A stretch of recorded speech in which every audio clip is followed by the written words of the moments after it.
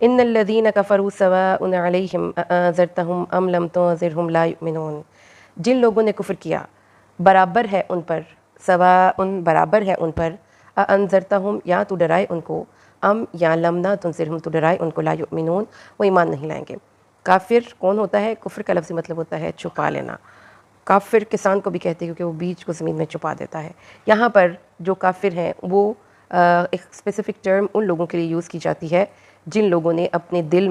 دل کی آوازوں کو اور اپنے دل میں آنے والے تمام احکامات کو اور اللہ تعالیٰ کی تمام باتوں کو جھٹلاتے رہے، اور اس کے جھٹلانے کے بعد انہوں نے اللہ تبارک و تعالیٰ کے نبی کو بھی جھٹلا دیا۔ تو بیسیکلی اگر ہم اس کو ہسٹوریکل بیک گراؤنڈ سے دیکھتے ہیں، جس دور میں یہ آیات نازل ہو رہی تھیں، تو یہ اس دور کے کافر تھے جو نبی کریم صلی اللہ علیہ وآلہ وسلم کے اولین دشمن تھے۔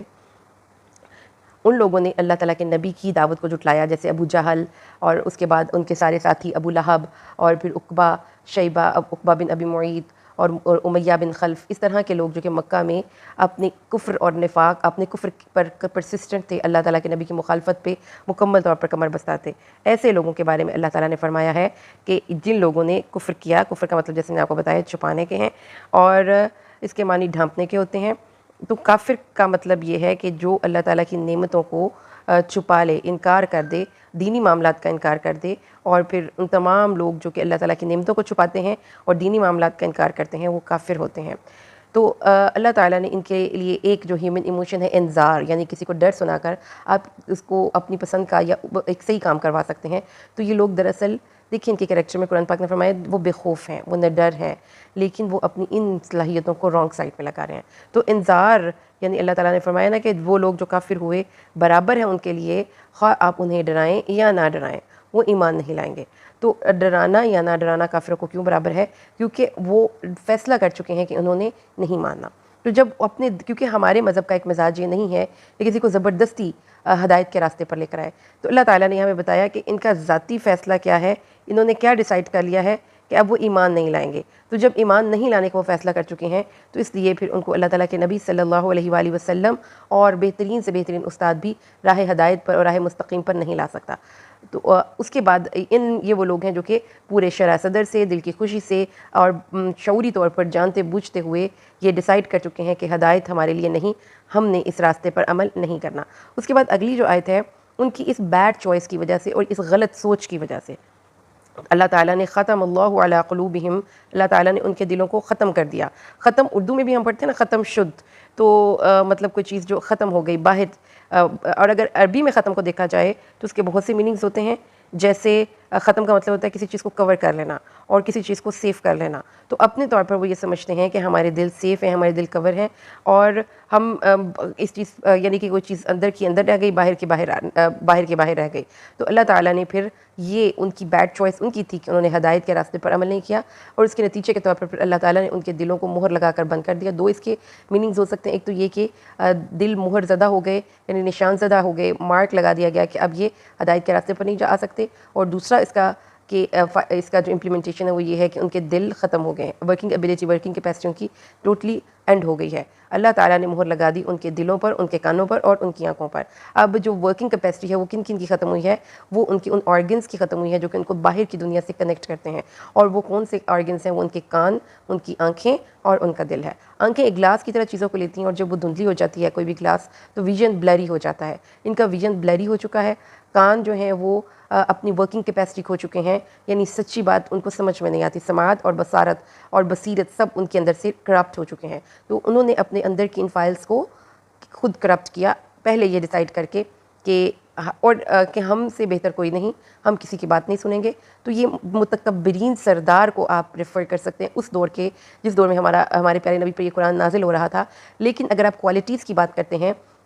تو ہر وہ بندہ جو اپنے آپ کو بڑا سمجھتا ہے اور کسی کے پیچھے چلنا پسند نہیں کرتا، اپنی ہر چیز کو وہ دوسروں سے اعلیٰ سمجھتا ہے، اس شخص کو پھر اور یہ ڈیسائیڈ کر لیتا ہے کہ میں نے کسی کی بات نہیں ماننی، تو پھر اس شخص کو کوئی بھی بندہ ہدایت نہیں دے سکتا۔ تو ہدایت کے لیے آپ کا طلب اور تڑپ اور آپ کے دل میں یہ چاہت ہونی ضروری ہے۔ اب کچھ حدیثیں ہیں جس میں دلوں کے متعلق اللہ تعالیٰ، کیونکہ دل ہے نا، ختم اللہ علی قلوبہم، تو جب دل سے ایموشنل سٹیٹس ہوتی ہیں دل میں، اور ایٹ دا سیم ٹائم آپ دل سے کسی چیز کو کمپریہینڈ کرتے ہیں، انڈرسٹینڈ کرتے ہیں، تو اس کا مطلب پھر کیا ہے کہ ان کے دل سوچنے اور سمجھنے کی صلاحیت سے عاری ہو جاتے ہیں، ان کے دل ختم ہو جاتے ہیں، علم حاصل کرنے کے دروازے اور راستے ان پر مسدود ہو جاتے ہیں، اور یہ حالت ان لوگوں کی ہوتی ہے جو برضاء و رغبت غلط روش اختیار کرتے ہیں اور وہ دنیا میں ہی اپنی زندگی کو انجوائے کرنا چاہتے ہیں۔ وہ لوگ جو صحیح بات سننے سے انکار کرتے ہیں اور جب ان کے سامنے سچی بات آئے تو وہ منہ پھیر کر چل دیتے ہیں، اور یہ لوگ اپنے جذبات کے پیچھے چلنا چاہتے ہیں، قرآن کریم پر غور و فکر نہیں کرنا چاہتے۔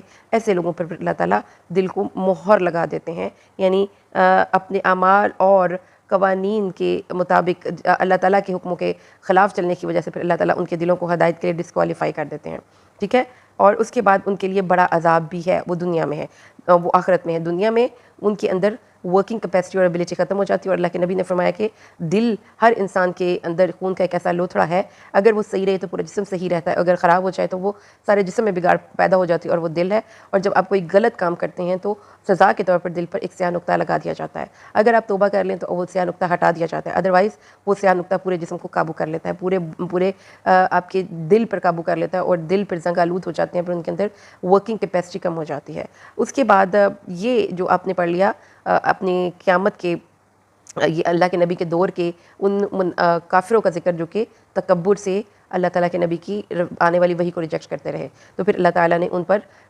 ہدایت کے راستے بند کر دیا، اور یہ اللہ تعالیٰ نے ان پر ظلم نہیں کیا، یہ ان کی اپنی بیڈ چوائس تھی، جس کے نتیجے کے طور پر وہ ہدایت کے لیے ڈسکوالیفائی ہو گئے۔ اب ہم اگلا رکوع پڑھتے ہیں۔ اس کا تھوڑا سا بیک گراؤنڈ اگر دیکھا جائے تو جب اللہ کے نبی صلی اللہ علیہ وسلم دنیا میں تشریف لائے تو یہی 3 گروہ تھے۔ وہ مومن جو کہ اپنا مال جان ہر چیز اسلام کے راستے پر قربان کرنے کے لیے تیار تھے، اور یا وہ کافر تھے جو کھلے بندوں اور کھلے عام اسلام کی مخالفت کرتے تھے اور کسی صورت بھی اسلام کے کسی بھی حکم اور رسول پر عمل پیرا ہونے کے لیے تیار نہیں تھے۔ لیکن ایک اور بھی گروہ تھا جو دل سے کافر تھا، اوپر سے مومن تھا، یہ منافقین تھے۔ منافق کا جو روٹ ورڈ ہے وہ نفق سے نکلتا ہے، مطلب جو 2 منہ والی سرنگ ہوتی ہے، جس کے ایک سرے پر سے ایک راستہ شروع ہوتا ہے اور وہ دوسرا بھی اس کا ڈور ہوتا ہے۔ خاص طور پہ یہ چوہے کے لیے بولا جاتا ہے جو 2 منہ والا ایک راستہ بناتا ہے، اس کو جس طرف سے سیفٹی نہیں ہوتی، خطرہ ہوتا ہے، وہ دوسری طرف سے جا کے منہ نکال لیتا ہے اور بھاگ جاتا ہے۔ تو بیسیکلی اللہ تعالیٰ کے نبی صلی اللہ علیہ وسلم جب مدینہ تشریف لے کر گئے تو یہ تیسرا گروہ تب وہاں پہ ڈیولپ ہوا، کیونکہ جو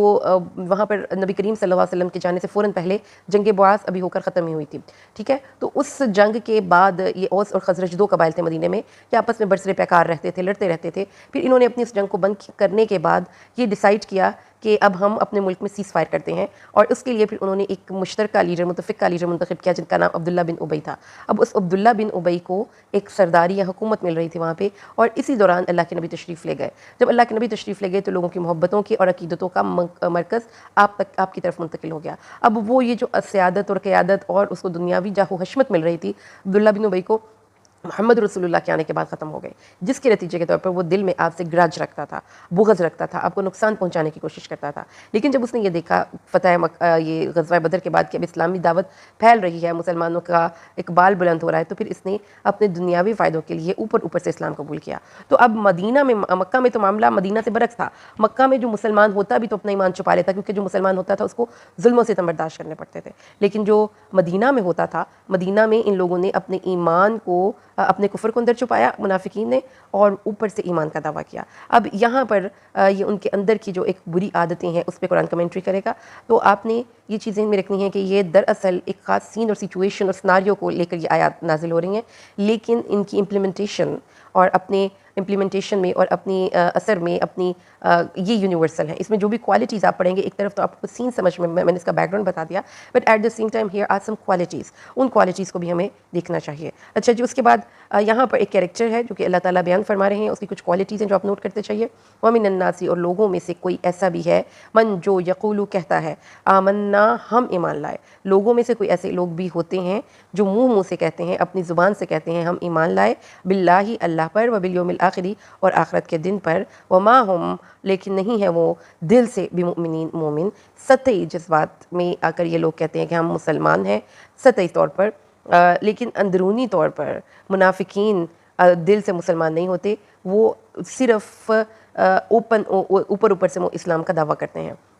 اور یہ لوگ ابن الوقت ہوتے ہیں اور موقع پرست ہوتے ہیں۔ تو پہلی کوالٹی کیا ہوئی کہ ان کا دل ان کے حقیقی جذبات کا ان کے زبان کے الفاظ ان کے حقیقی جذبات کے عکاس یا ترجمان نہیں ہوتے۔ اس سے اگلی آیت دیکھیں، پہلی کوالٹی آپ نے کیا نوٹ کی کہ جو وہ کہتے ہیں وہ they don't mean it, but do they سے دے ڈونٹ مین اٹ۔ ان کی نیت کچھ ہے، ان کے الفاظ کچھ ہیں، ان کی اندر کی سوچ کچھ ہے، لیکن اس کا اظہار کچھ ہے۔ یہ اوپر سے کچھ ہے اور اندر سے کچھ ہے، یہ دو منہ والے لوگ ہیں۔ تو اگلی آیت میں یخادعون اللہ، وہ دھوکہ دینے کی کوشش کر رہے ہیں، دل کے خلاف حقیقت باتیں کرنے کے بعد وہ دوسرے انسانوں کو دھوکہ دینے کی کوشش کر رہے ہیں۔ تو دھوکہ دینے کے لیے کیا مطلب ہوا کہ دھوکہ آپ کس سے کھاتے ہیں؟ اوبویسلی جو آپ کا دوست ہوتا ہے، جس پہ آپ کو بھروسہ ہوتا ہے، تو یہ مسلمانوں کی صفوں میں داخل ہو کر دوستی کا دعویٰ کرتے ہیں، اور جب تکلیف کا وقت آتا ہے تو مسلمانوں سے کنارہ کش ہو جاتے ہیں، یا مسلمانوں کی صفوں میں اس لیے شامل ہو رہے ہیں کہ مسلمانوں کو تکلیف پہنچائیں، مسلمانوں کو نقصان پہنچائیں، ان کے رازوں تک واقفیت حاصل کریں، ان کے دشمنوں تک وہ راز پہنچائیں اور مسلمانوں کی جڑیں کاٹیں، کیونکہ دور رہ کر ان سے دشمنی کا اظہار کر کے تو جڑیں کٹ نہیں سکتے۔ مسلمانوں کی محفلوں میں دوست بن کر جائیں تاکہ مسلمان ان پر بھروسہ کریں، ان کو اپنی راز بتائیں، تو پھر یہ مسلمانوں کو نقصان پہنچانے کی کوشش کریں، ان کو دھوکہ دیں۔ یہ ان کا ایک ایجنڈا تھا جس کی وجہ سے وہ گئے تھے کہ ایسے تو ہم ان کو نہیں ڈیل کر سکتے جب تک کہ ہم ان کو ان کے راز نہ ان سے اگلوا لیں یا نکلوا لیں، ٹھیک ہے۔ تو وہ اللہ کو اور مومنوں کو دھوکہ دینے کی کوشش کر رہے ہیں، اور نہیں وہ دھوکہ دے رہے الا انفسہم، مگر خود اپنے ہی آپ کو۔ تو دھوکہ چونکہ یہ یخدعون جو ہے یہ مضارع کا ہے، تو یہ مستقبل میں بھی جا سکتا ہے، تو وہ خود کو ہی دھوکہ دے رہے ہیں، اور قیامت والے دن دھوکہ ان کو نظر آ جائے گا۔ تو یہ اللہ کو اور مومنوں کو دھوکہ دینے کی کوشش کر رہے ہیں، لیکن حقیقت میں وہ خود کو ہی دھوکہ دے رہے ہیں، کیونکہ دراصل وہ اپنے آپ کے ساتھ کھلواڑ کر رہے ہیں، اپنا ایمان خراب کر رہے ہیں۔ لیکن شعور سے لفظ نکلتا ہے، یعنی کہ بڑی باریکی میں جا کر چیزوں کو سمجھنا، تو ان کے دماغ میں اتنی باریکیاں نہیں بیٹھتی، اور نہ ہی وہ باریکیوں میں جا کر چیزوں کو سمجھ سکتے ہیں۔ اس سے اگلی آیت میں پھر اللہ تعالیٰ نے ان کی اس کیفیت پہ کمنٹری کی ہے۔ پہلے ان کی کوالٹیز بیان کی ہیں، پہلی کوالٹی کہ قول و فعل میں تضاد ہے، دوسری کوالٹی کہ وہ دھوکہ دے کر مسلمانوں کے اندر کی صفوں میں دوستی کی آڑ لے کر داخل ہوتے ہیں، مسلمانوں کو نقصان پہنچانے کے لیے، مسلمانوں کے راز ان سے نکلوانے کے لیے۔ ان کے دلوں میں ایک مرض ہے، فی قلوبہم، فی میں قلوب دلہم، ان کے مرض، ایک بیماری ہے، فزادہم، تو بڑھا دیا ان کو اللہ نے مرضاً، ایک اس مرض میں، ولہم، اور ان کے لیے عذاب علیم، دردناک عذاب ہے، بما کانوا یکذبون، کیونکہ وہ جھوٹ بولتے تھے۔ اب اللہ تعالیٰ نے ان کی کمنٹری کی ہے کہ ان کے اندر پرابلم کیا ہے، مرض ہے دنیا کی محبت کا اور نفاق کا۔ دنیا کی محبت کے جو پیشنٹ ہے اس کے دل میں سطحی جذبات آتے ہیں، اور وہ مفاد پرست ہوتے ہیں، ٹھیک ہے، دوسرے انسانوں سے فائدہ اٹھانا چاہتے ہیں، اور اسی لیے پھر اگر ان کو کوئی چکنی چپڑی باتیں کرنی پڑیں، فریب والی گفتگو کرنی پڑے، اور خود نمائی کرنی پڑے، تو وہ کرتے ہیں، اسی مرض میں مبتلا ہے، خود نمائی کے مرض میں، اپنی دنیا کی محبت کے مرض میں، اپنے آپ کو دوسرے انسانوں سے بڑا کرنے کے لیے اور اپنے آپ کو دوسرے انسانوں سے نمایاں کرنے کے لیے، ایسے امراض میں مبتلا یہ لوگ ہیں، اور ان کے جو امراض ہیں وہ بڑھتے چلے جاتے ہیں، خود پرست ہیں، سطحی سوچ کے حامل ہیں، دنیا کے پیچھے بھاگ رہے ہیں، دنیا دار ہیں، انسانوں کی نظر میں بڑائی چاہتے ہیں۔ اللہ تعالیٰ نے ان کی اس سوچ اور خواہش کو کم نہیں کیا بلکہ بڑھایا۔ تو ایکچولی ایک مرض ہے نا، خود پرستی، خود نمائی، اور اپنا الو سیدھا کرنا، اور اپنے آپ کو ہی سب سے عقل مند اور باشعور سمجھنا، تو یہ ایک مرض ہے، اور یہ مرض منافق شخص میں روز بروز بڑھتا ہے، کیونکہ وہ چاہتا ہے کہ وہ ایسے لوگوں کو اپنے ارد گرد رکھے جو اس کی مداح کریں، جو اس کی تعریف کریں، اور منافق شخص کی اس کوالٹی سے لوگ فائدہ اٹھاتے ہوئے اس کو بڑی جگہوں پہ بیوقوف بنا لیتے ہیں۔ اور اللہ تعالیٰ نے فرمایا کیونکہ یہ اپنے آپ کو بڑا کرنے کے لیے کبھی کبھی جھوٹ بھی بول لیتے ہیں، دنیا کے لیے بھی اپنے آپ کو الو سیدھا کرنے کے لیے کہ دنیا مل جائے جھوٹ بول لیتے ہیں، تو جو ان کا جھوٹ ہے وہ دراصل ان کی بیماری میں اضافے کا سبب بنتا ہے۔ تو جھوٹ بولنے والے شخص کے لیے یہ بہت بڑی وعید ہے، جو جھوٹ بولتے ہیں۔ جھوٹ بھی کون بولتا ہے؟ جو خلاف حقیقت بات کرتا ہے۔ تو سب سے بڑے جو ایکٹر ہیں یہ جو دل میں ہے وہ ان کی زبان پہ نہیں ہے، اور یہ جھوٹ کی زندگی گزارے ہیں، دے آر ویئرنگ دس لائی۔ اس کے بعد اگلی آیت وَإِذَا قِيلَ لَهُمْ لَا تُفْسِدُوا، اور جب انہیں کہا جاتا ہے کہ زمین میں فساد نہ کرو۔ اب فساد کیا چیز ہے؟ فساد آپ کو پتہ ہے یہ اصلاح کی ضد ہوتی ہے، اور اصلاح جو ہے وہ چیزوں کو صحیح رکھنا، یعنی کہ جو چیز جیسے اللہ تعالیٰ نے بنائی وہ اس کو اسی فارم میں ہونا چاہیے۔ تو سب سے بڑا بگاڑ انہوں نے اپنی سوچوں کے ساتھ کیا۔ اللہ تعالیٰ انسان کو ایک خالص دل دے کر دنیا میں بھیجا، اس کو منافقت کے ساتھ انہوں نے بھر دیا، دل میں گند ڈال دیا، دل میں زہر، نفرتیں، بغض، یہ سب کچھ اندر کیا، اور اوپر سے ظاہر یہ کیا کہ ہم آپ کے دوست ہیں۔ تو یہ فساد کی فارم ہے کہ یہ منافقین نبی صلی اللہ علیہ وسلم کے دور میں مسلمانوں کی محفلوں میں جاتے تھے، مسلمانوں کے راز کو لیتے تھے، ادھر کی باتیں ادھر اور ادھر کی باتیں ادھر لگاتے تھے، اور پھر اس کے بعد اصلاح کے دعوے دار تھے کہ دراصل ہم دونوں فریقین کے درمیان پیچ اپ کروانے کے لیے کافروں اور مسلمانوں اور یہودیوں سب کے ساتھ ہماری بنتی ہے، ہم اصلاح کرنے والے ہیں۔ حالانکہ غلط کام کو جب تک آپ روکیں گے نہیں، غلط کو پروموٹ کرتے رہیں گے تو وہ غلطی کی اصلاح نہیں ہوتی، غلطی بڑھتی ہے۔ لیکن ان لوگوں کا دعویٰ یہ تھا کہ ہم اصلاح کرنے والے ہیں، اس لیے ہم ہر ایک گروہ کو ساتھ لے کر چلتے ہیں۔ لیکن اللہ تعالیٰ نے کہا نو، اللہ سن رکھو کہ وہی مفسدون ہیں، لیکن ان کو اس بات کا کوئی شعور نہیں، یعنی وہ سمجھتے نہیں کہ ان کا وجود خیر نہیں ہے، ان کا وجود دوسرے انسانوں کے درمیان فساد مچاتا ہے، اور یہ فسادی ہیں، یہ اپنے عمل سے فساد کرتے ہیں، دوسرے انسانوں کے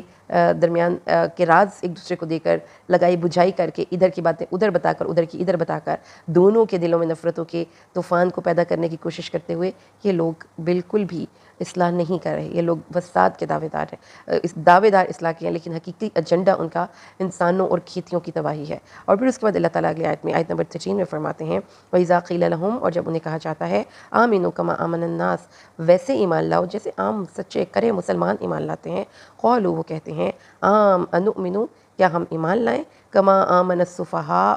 جیسے یہ بے وقوف ایمان لائے۔ اب سفہاء، سفیہہ کس کو کہتے ہیں؟ جو عربک ڈکشنری میں سفیہہ کا مطلب ہوتا ہے کسی کو عقل کو ہلکا جاننا، اور کسی کو بے وقوف یا جاہل سمجھنا۔ سفیہہ اسٹوپیڈیٹی، ٹھیک ہے، اگنورنس، نان سینس، ان ایجوکیٹڈ، صفا۔ اچھا، اگنورنس وہ سمجھتے ہیں کہ یہ مسلمان اگنور ہیں، اسٹوپڈ ہیں اور نان سینس ہیں، ان کو پتہ نہیں۔ ہمیں مینرز آتے ہیں، ہم لوگوں سے بات کر سکتے ہیں، ہمیں اپنی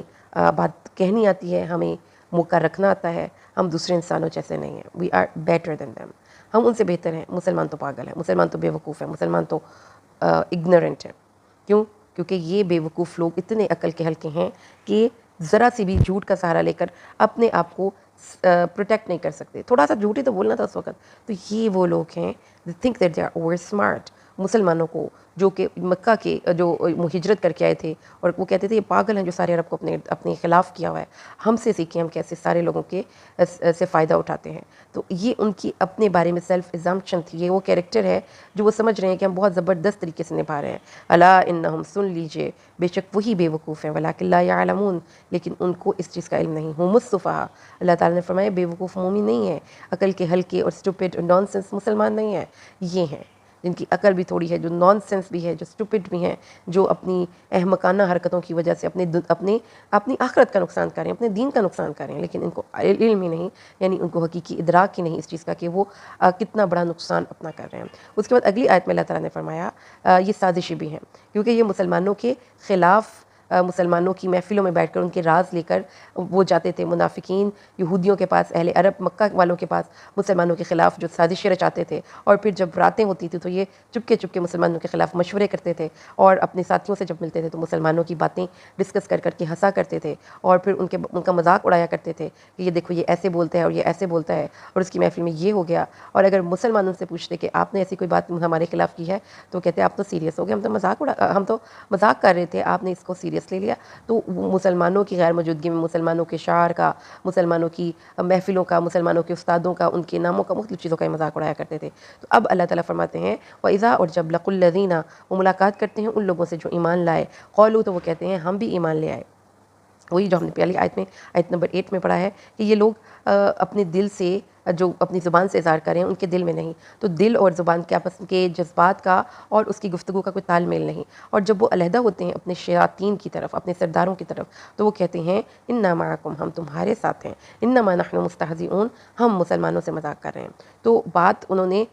مسلمانوں کو بھی کہہ دیا کہ ہم تمہارے ساتھ ہیں، اور شیطانوں سے بھی کہہ دیا کہ ہم تمہارے ساتھ ہیں، دونوں کو وہ کہہ رہے ہیں، مسلمانوں سے بھی کہہ رہے ہیں ہم تمہارے دوست ہیں، کافروں سے بھی کہہ رہے ہیں ہم تمہارے دوست ہیں، وہ لیکن حقیقت میں وہ نہ مسلمانوں کے دوست ہیں نہ وہ کافروں کے دوست ہیں، وہ خود نمائی کے مرض میں مبتلا، صرف اپنا الو سیدھا کرنے کے لیے دونوں محفلوں میں جا کر بیٹھتے ہیں کہ ہم، وہی جو میں نے آپ کو بتایا تھا نا، نفاق دو منہ، تو اگر مسلمانوں کو فتح مل جائے گی تو ہم مسلمانوں کی طرف ہو جائیں گے کہ ہم تو مسلمان ہیں، اور اگر کافروں کو فتح ہو جائے گی تو ہم ان سے بھی مال غنیمت لیں گے، تو ہم دونوں طرف سے فائدے میں ہیں، اور ہم تو مسلمانوں کے ساتھ مذاق کر رہے تھے۔ اللہ تعالیٰ فرماتے ہیں اللہ تعالیٰ ہی یستہزئ بہم، ان کا مذاق اڑائے گا، کیا؟ قیامت والے دن جب اللہ تعالیٰ کے پاس یہ جائیں گے تو انیشیلی ان کو بھی لگے گا کہ ہم بھی مومن ہیں اور جو سب کو انعامات مل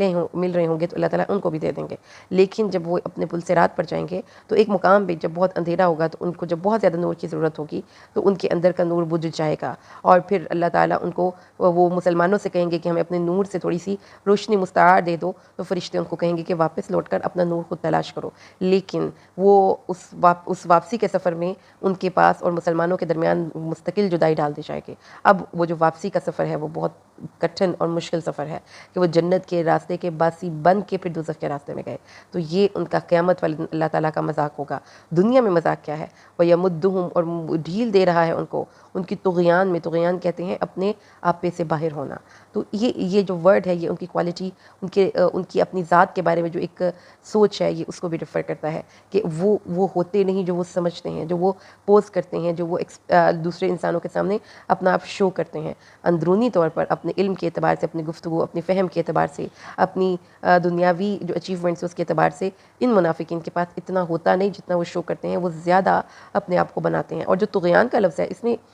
ایک اور اس کی جو امپلیمنٹیشن ہے وہ یہ نکلتی ہے کہ چیزیں جو ہیں وہ اپنی حد سے باہر نکل جاتے ہیں. تو یہ بھی حد کے اندر رہتے ہوئے گرو کرنا نہیں چاہتے, حد کے اندر رہتے ہوئے ترقی کرنا نہیں چاہتے. یہ دوسرے انسانوں کو دھوکہ دے کر, جھوٹ بول کر, وعدہ خلافیاں کر کے, دو نمبریاں کر کے, ہوک اینڈ کروک کا استعمال کرتے ہوئے یہ لوگ ان کو دھوکہ دینے کی کوشش کرتے ہیں. اللہ ان سے دھوکہ دے گا اور ان کو ڈھیل دے رہا ہے ان کی سرکشی میں. وہ بھٹک رہے ہیں, وہ اندھے ہو کے پھر رہے ہیں, ان کی آنکھیں کام نہیں کرتی اور وہ بپھرے ہوئے بھینسوں کی طرح کبھی ادھر اور کبھی ادھر بس ایسے ہی ٹکرا رہے ہیں. اور اللہ تعالیٰ کو ان سے کوئی سروکار نہیں کہ وہ کامیاب ہوتے ہیں کہ ناکام ہوتے ہیں, کیونکہ اللہ تعالیٰ ابھی ان کو ان کے حال پہ چھوڑ دیا ہے. جو وہ کرنا چاہتے ہیں وہ کریں. اولئک, یہ وہ لوگ ہیں, الذین, جنہوں نے اشتروا, وہ خرید لی, ضلالۃ, گمراہی کو, بالہدیٰ, ہدایت کے بدلے. اب ہدایت دے دی, گمراہی لے لی, چوائس انہوں نے خود کی. اللہ تعالیٰ نے ان کو چوائس دی تھی کہ ہدایت لے لو کہ گمراہی, تو انہوں نے گمراہی خرید لی اور ہدایت چھوڑ دی. وما ربحت, پس نہ فائدہ دیا ان کو ان کی تجارت نے. کیونکہ کوئی انسان جب تجارت کرتا ہے تو یہ چاہتا ہے کہ اسے اس کو فائدہ پہنچے, وہ نفع بخش تجارت کرنا چاہتا ہے. لیکن انہوں نے گھاٹے کا سودا کیا, بری چیز کو چوز کیا اور اپنے دل کی خوشی سے کیا. وما کانوا مہتدین, اب اس لیے جب انہوں نے اس غلط چیز کو چوز کیا تو وہ ہدایت کے لیے کوالیفائی نہیں کر سکتے, کیونکہ ہدایت ہمیشہ یاد رکھے گا طالب ہدایت کو ملتی ہے. اور اس کے بعد ان کی مثالوں سے اللہ تعالیٰ نے ان منافقین کا ذکر کیا ہے. Keep this thing in your mind, ایک اسپیسیفک سناریو تھا جس سناریو میں قرآن نازل ہو رہا تھا. اس سناریو میں منافقین کا ایک پورے کا پورا اوریجنل کیریکٹر تھا. یہ لوگ وہاں پہ موجود تھے, اس سوسائٹی کا پارٹ تھے, مسلمانوں کی محفلوں میں بیٹھتے تھے, مسلمانوں کی دینی اور جو ان کی سیاسی میٹنگز ہوتی تھی ان کا پارٹ بنتے تھے. یہ لوگ مسلمانوں کے ساتھ رہتے تھے, سائے کی طرح ان کی, تاکہ وہ رازوں سے واقف ہو سکیں, مسلمانوں کی جو انٹرنل افیئرز ہیں ان سے واقف ہو سکیں. تو اس طرح سے, اور یہ نہیں تھا کہ یہ لوگ جو تھے وہ یہ جو منافقین تھے یہ نبی کریم صلی اللہ علیہ وسلم کی آمد سے پہلے اپنے علاقے کے یہودیوں سے ایک نئے نبی کی آمد کے بارے میں سنتے تھے اور یہ ان پر ایمان بھی لانا چاہتے تھے. لیکن جب کلیش آ گیا ایمان کا اور دنیا کا, ان کے فائدوں کا, تو انہوں نے ایمان کو چھوڑ دیا اور دنیا کو لے لیا. تو اس طرح پھر اللہ تعالیٰ نے ان کی مثال سے بات سمجھائی کہ کچھ لوگ تھے جو شعوری طور پر جانتے بوجھتے ہوئے نفاق کر رہے تھے. ایسے لوگوں کی مثال اللہ تعالیٰ بیان فرماتے ہیں, مثلہم, ان کی مثال, کمثل الذی استوقد نارا, اس شخص جیسی ہے جس نے آگ خوب بھڑکائی. ولما, پس جب اضاءت, اس نے روشن کر دیا, ما حولہ, اس کا ارد گرد, ذہب اللہ, تو لے گیا اللہ تعالیٰ, چھین کر لے گیا اللہ تعالیٰ. زبردستی, چھیننے کے لفظ میں نا زبردستی آتی ہے, تو وہ زبردستی لے لی اللہ تعالیٰ نے ان سے, بنورہم, ان کی روشنی, وترکہم, اور چھوڑ دیا ان کو, فی ظلمات, ایسے اندھیروں میں کہ لا یبصرون, وہ نہیں دیکھ سکتے. تو یہاں پر آپ یہ کریکٹر, یہ پورے کا پورا سین ہے, ڈسکرپشن کی گئی ہے خوبصورت الفاظ اور تشبیہات اور استعاروں کے استعمال سے. تو یہاں پر دیکھیے ایک آگ کا استعارہ ہے, ایک اندھیری رات کا استعارہ ہے جس نے خوب آگ بھڑکائی. تو ظاہر ہے کہ جب آگ بھڑکاتے ہیں رات کے وقت تو اس کے بہت سے مقاصد ہو سکتے ہیں. ایک مقصد یہ ہے کہ آپ کو اندھیرے سے نجات مل جائے, دوسرا مقصد ہوتا ہے آپ کو حرارت مل جائے, اس سے آپ کو جو ہے وہ پروٹیکشن کا احساس ہوتا ہے. تو مثال کیا ہے کہ ایک شخص اندھیری رات میں کسی جنگل میں جا رہا ہے اور اس کو چاروں طرف سے خطرے ہیں, تو آگ بھڑکانے کے بعد اس کو سینس آف سیکیورٹی مل گئی, حرارت بھی مل گئی, پروٹیکشن بھی مل گئی, اور حرارت کے ساتھ ساتھ اس کو اس آگ سے روشنی بھی مل گئی. تو جب یہ سارا کچھ استوقدہ کے ورڈ میں کہ اس نے خود کوشش کی, لکڑیاں اکٹھی کی, ماحول کو سے سارے ارد گرد سے لکڑیاں اکٹھی کرتے ہوئے اس نے وہ آگ بھڑکا لی. تو جو کوشش تھی وہ تو تھی وہاں پہ, لیکن اندر سے ان کا نور جو تھا اللہ لے گیا. تو مطلب اس کا یہ ہے کہ منافقین کی مثال پہ آ جائیے, منافقین کی مثال میں اللہ تعالیٰ نے فرمایا کہ ان لوگوں نے کوشش کی اپنے دنیاوی بینیفٹس کو حاصل کرنے کے لیے اپنی ایفرٹس پٹ کرتے رہے ہیں. یہ ساری کوششیں کر رہے ہیں, یہ دوڑ دھوپ تو کر رہے ہیں, لیکن کس طرف کر رہے ہیں؟ رانگ سائڈ پہ کر رہے ہیں. وہ ان کی نیت اللہ تعالیٰ نہیں, لہٰذا دل کا ایمان بجھ گیا ہے. تو باہر نبی کریم صلی اللہ علیہ وآلہ وسلم کی شریعت, ان کا ٹیچنگ, ان کی رحمتیں, وہ سب کے سب ہیں باہر کے ماحول میں, لیکن ان منافقین کے اندر نفاق نے اس قدر گھر کر لیا ہے کہ اب اندر مکمل طور پہ اندھیرا ہے. تو جب باہر کی روشنی اندر کی روشنی سے جب تک نہیں ملتی ریئر کلاس, تب تک روشنی جو مکمل طور پہ روشنی نہیں ہوتی. ہر ایک ٹرانسفارمر سے روشنی دیکھیے ہر ایک بلب کو پہنچتی ہے, لیکن روشن کون سا بلب ہوتا ہے؟ جو درست ہو, جس کا انٹرنل سسٹم ٹھیک ورکنگ میں ہو. ورنہ ایک بڑے سے بڑی ٹرانسفارمر سے جڑنے کے باوجود ایک عام سے عام بلب میں بھی روشنی آ جاتی ہے اور بڑے سے بڑے بلب میں بھی روشنی آ جاتی ہے, لیکن کس وقت کس صورت میں آتی ہے؟ جب اس بلب کا انٹرنل سسٹم ٹھیک ہو. تو جو ایک اللہ تعالیٰ نے ان سے روشنی لے لی ہے, اس کی وجہ کیا ہے کہ اللہ تعالیٰ نے ان کے دل کو دیکھا, انہوں نے اپنے انٹرنل سسٹم کو کرپٹ کر لیا ہے, جس کے نتیجے کے طور پر یہ لوگ ہدایت حاصل نہیں کر سکتے. ان لوگوں کی جو ایک ساری کی ساری چاہت ہے, وہ تمہاری نظر ہے, وہ دنیا ہے. دنیا داری کے لیے یہ اپنی دین کی محفلوں میں آتے ہیں, لہٰذا ان کا مقصد ان محفلوں سے روشنی حاصل کرنا نہیں, ان کا مقصد اللہ کی رضا کا حصول نہیں, بلکہ ان کا مقصد یہ ہے کہ ہم اپنا الو سیدھا کریں. تو اس لیے اللہ تعالیٰ نے ان کو پھر ہدایت نہیں دی, کیونکہ ہدایت کے لیے ہدایت کی طلب ضروری ہے. اور یہ لوگ پھر کیا ہیں؟ سم بکم عمیٌ, بہرے ہیں, گونگے ہیں, اندھے ہیں. یعنی بہرے کیسے کہ کان تو ہیں, لیکن کان گندے رہ کر, کان کی ورکنگ ایبلٹی نہیں ہے, کان کی ورکنگ کیپیسٹی نہیں ہے کہ جس مقصد کے لیے کان اللہ نے دیے تھے کہ اس کی بات سن کر ہدایت کے راستے پر آیا چاہتا, وہ نہیں ایکسیپٹ کر رہے, اور بہرے ہیں اور اندھے ہیں, بس وہ لوٹ کر نہیں آئیں گے. فہم پس وہ لا یرجعون, کبھی بھی نہیں لوٹیں گے. لوٹیں گے کیا مطلب؟ وہ راستے سے بھٹک گئے ہیں, دور چلے گئے ہیں, اب وہ گم ہو گئے ہیں, اب وہ واپس لوٹ کر اپنے ریور کے ساتھ, اپنی ٹیچر کے ساتھ, ان لوگوں کے ساتھ جو جنت کے راستے پہ چل رہے ہیں, نہیں آ سکتے. انہوں نے اپنا راستہ گم کر دیا. تو ٹوٹل فیلئر اور کمپلیٹ ڈس اپوائنٹمنٹ ان لوگوں کے لیے. کون سے لوگ جو دل کی خوشی سے نفاق کے راستے پر چلتے رہتے ہیں اور پوری شعوری طور پر مسلمانوں کو دھوکہ دے رہے ہیں, جھوٹ بول رہے ہیں, اور ان کی محفلوں میں بیٹھے ہوئے ہیں ان کو پریشان کرنے کے لیے. یہ وہ کفر کے, یہ وہ نفاق کے علمبردار ہیں جن کو کہ اللہ تعالیٰ نے سم بکم عمیٌ کا ٹائٹل دیا. اس کے بعد اگلی اس دوسری طرح کے منافق, او کصیب, یا منین مثال بارش کی ہو, من السماء, آسمان سے, فیہ اس میں ہوں اندھیرے, ورعد, اور گرج ہو, برق, اور بجلی ہو. اب ماحول کی ہولناکی آپ کے سامنے ہے, رات کا ٹائم ہے, اندھیرے ہیں, گرج ہے, اور برق, بجلی ہے. یجعلون اصابعہم, وہ اپنی انگلیاں ٹھونس رہے ہیں. یجعلون, وہ ٹھونس لیتے ہیں. ٹھونس لینے کے ورڈ میں بھی آپ دیکھیے اس میں ان کا خوف ظاہر ہو رہا ہے کہ وہ خوف زدہ ہو کر اس ماحول سے اپنے کانوں میں وہ انگلیاں ٹھونس رہے ہیں کہ ہمیں اس تھنڈر کی, اس گرج کی آواز میں ہمارے کانوں میں نہ پہنچے. تو یہ ڈرپوک لوگ ہو گئے. یہاں سے مجھے سمجھ میں جو کافر ہیں وہ بہادر لوگ ہوتے ہیں کیونکہ وہ اوپنلی انکار کرتے ہیں. منافقین اس کے برخلاف بزدل ہوتے ہیں, وہ اوپنلی اظہار نہیں کر سکتے. اگر ان کو کہیں نہ کہیں پہ اپنی اس نفاق کی وجہ سے شرمندہ ہونا پڑے تو وہ بڑی آسانی سے اپنے جھوٹ کا سہارا لے کر اپنے نفاق کو کور کر جاتے ہیں, اور ان کو یہ ڈر لگا رہتا ہے کہ کہیں ہمارا نفاق ظاہر نہ ہو جائے. اور یہ لوگ ڈرپوک ہوتے ہیں جو کانوں میں انگلیاں دے رہے ہیں من السوائی کی کڑک کے سبب, حذر الموت, موت کے ڈر سے, کیونکہ ان کو اتنا ڈر ہے کہ ان کو لگتا ہے کہ اس موسم میں, یہ جو سخت قسم کا موسم ہے, اس سے شاید ہم کہیں مر ہی نہ جائیں. پھر واپس آ جائیے سوشل بیک گراؤنڈ پہ جس کے ریفرنس میں ان آیات کو آپ پڑھ رہے ہیں. تو نبی کریم صلی اللہ علیہ وسلم کے دور میں کچھ منافقین تھے جو نفاق کے علمبردار تھے, اور کچھ لوگ تھے جو دنیاوی فائدوں کی اور ان کی خاطر دیکھا دیکھی ان منافقین کے پیچھے پیچھے چل رہے تھے. تو یہ دوسری قسم کی مثال ان لوگوں کے لیے ہے جو کہ ڈرپوک ہیں, جو لیڈر نہیں بن سکتے, جو فالوور ہیں, جو اپنے دنیاوی فائدوں کو کمپرومائز نہیں کر سکتے. بہت ہی زیادہ میگر اور بہت ہی ویک ٹائپ آف یہ کریکٹر ہے جو خوف زدہ ہے, کانوں میں انگلیاں ٹھونس رہا ہے, اور جب بارش ہوتی ہے تو ڈرتے ڈرتے اس روشنی میں چل پڑتا ہے, اور جب اندھیرا ہوتا ہے تو وہ خوف کے عالم میں کھڑا ہو جاتا ہے. اس کو ڈر ہے, یہ خوف زدہ کریکٹر ہے. اور اللہ تعالیٰ محیط بالکافرین, کافروں کو گھیرے ہوئے ہے. اور یکاد البرق یخطف ابصارہم, قریب ہے کہ بجلی ان کی نگاہیں اچک کر لے جائے. تو آپ کے موسم کی شدت, ان کا ڈر, پھر پوری کی پوری ان کی ڈسکرپشن کہ وہ ڈرتے ہوئے کانپتے ہوئے اس راستے پر اس گرمی اس بارش کے موسم میں چل رہے ہیں, اور ان کو خوف بھی ہے کہ کہیں ہم اس میں مر نہ جائیں. اور پھر جب وہ بجلی چمکتی ہے تو وہ اس میں چل پڑتے ہیں، اس کا ایک پازیٹیو افیکٹ بھی ہے، لیکن وہ ان کی آنکھیں چونکہ انٹرنلی بہت زیادہ ویک ہیں، لہذا روشنی کی چکا چوند ان کی آنکھوں کو خیرہ کر رہی ہے اور ایسا لگ رہا ہے کہ گویا ان کی بینائی ہی ختم ہو جائے گی. تو یہ ان کی کیفیت ہے. اور جب ان پر اندھیرا ہوتا ہے تو وہ کھڑے ہو جاتے ہیں، اور جب بجلی چمکتی ہے وَإِذَا أَفْلَمَّا، پر جب اضاء وہ چمکی لہم ان پر، مشوا فیہ وہ چل پڑے اس میں، وَإِذَا أَظْلَمَ اور جب اندھیرا ہوا، علیہم ان پر، قاموا وہ کھڑے ہو گئے، وَلَوْ شَاءَ اللَّهُ اور اگر اللہ چاہتا، لَذَهَبَ بِسَمْعِهِمْ وَأَبْصَارِهِمْ ان کی کان اور ان کی آنکھوں کو چھین کر لے جاتا، یعنی ان کی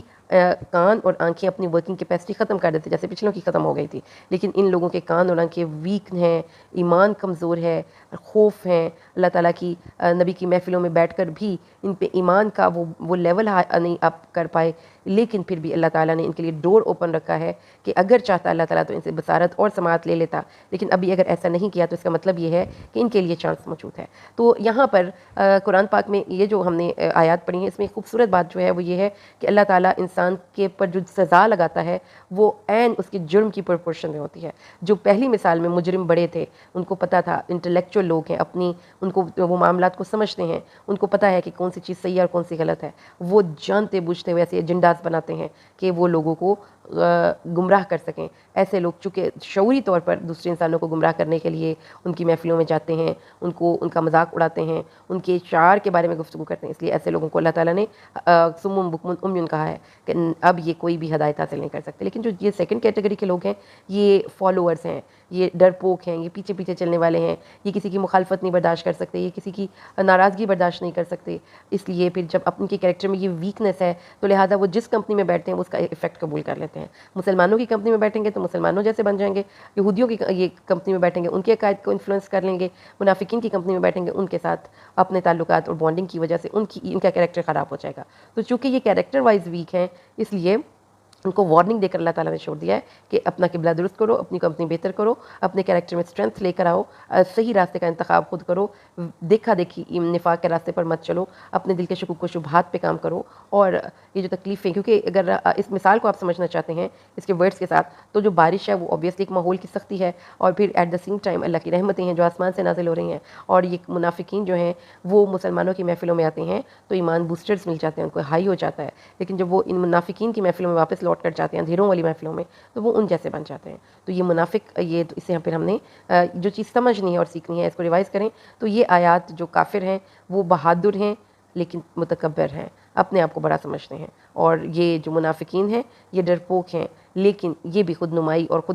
اپنے خود ستائش کی ایک مرض میں مبتلا ہیں. اور اللہ تعالیٰ نے ان دونوں کی کوالٹیز ہمارے سامنے رکھیں کہ یہ دونوں ہی اللہ تعالیٰ کو ناپسند ہیں، نہ کفر کرنا نہ منافقت. اور یہ دو چیزیں جب پڑھ لی تو اس کے ساتھ ہی دوسرے رکوع ہمارا مکمل ہوا، اور اس کے ساتھ ہم نے قرآن پاک کے فرسٹ اور سیکنڈ رکوع میں سورۃ البقرہ کے براڈلی انسانوں کی 3 کیٹیگریز کے بارے میں پڑھ لیا. ایک وہ کیٹیگری ہے جو مومن ہے، دوسری وہ کیٹیگری ہے جو اوپنلی انکار کرنے والے ہیں، اور تیسری وہ کیٹیگری ہے جو اوپر سے ایمان کے دعوے دار ہیں لیکن اندر ایمان ابھی تک راسخ نہیں ہوا ڈیو ٹو دیئر نفاق، وہ اپنے الو کو سیدھا کرنا چاہتے ہیں. تو یہاں پر آ کر ہمارا سیکنڈ رکوع ختم ہوتا ہے. ادھر درود پڑھ لیجیے. اللہم صلی علی محمد وعلی آل محمد کما صلیت علی ابراہیم وعلی آل ابراہیم انک حمید مجید. اللہم بارک علی محمد وعلی آل محمد کما بارکت علی ابراہیم وعلی آل ابراہیم انک حمید مجید.